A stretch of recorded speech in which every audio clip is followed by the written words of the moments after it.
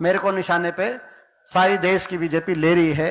मैं समझता हूं कि ये इलेक्शन, जैसे मैंने कहा कि सबकी नजर होगी, मैं एक बात कहना चाहता हूं आपसे, ये इलेक्शन न्याय का इलेक्शन है, न्याय और अन्याय का इलेक्शन है। ये इलेक्शन अहंकार का और शराफत का इलेक्शन है। आपने देखा होगा 10 साल इनकी सरकार हो गई, सरकार के सभी मंत्री, मुख्यमंत्री जी 10 साल तो आए नहीं, लोगों के बीच में नहीं गए। 5 साल में कलाना और हल्के में बहन जी बता रही थी 3 बार आए, कलोई हल्के में 1 बार भी नहीं, बादली हल्के में 1 बार भी नहीं, बेरी हल्के में 1 बार भी नहीं, झज्जर हल्के में 1 बार भी नहीं, और 2-4 कुछ बार रोहतक में आए हैं।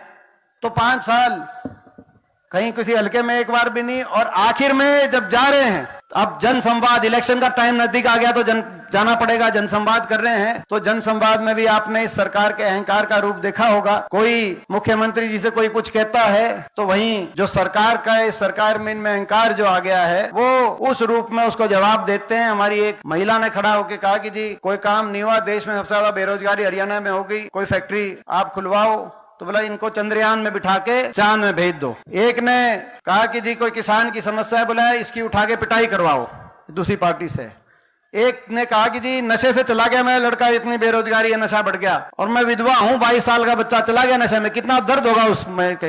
बोला इसने उठा के बाहर फिकवाओ। करनाल गए तो कहा कि जी जो है ये जो सिक्योरिटी है, ये सिक्योरिटी ऐसी नहीं है, ये धक्के मार के बाहर कर देगी। हम सत्ता में भी रहे, आपने भाई सत्ता में भी देखा, आपने विपक्ष में भी देखा, आपके भाई ने और इस बेटे ने धक्के खाए होंगे, किसी को धक्का मारा नहीं होगा। मैं आपको कहना चाहता हूं।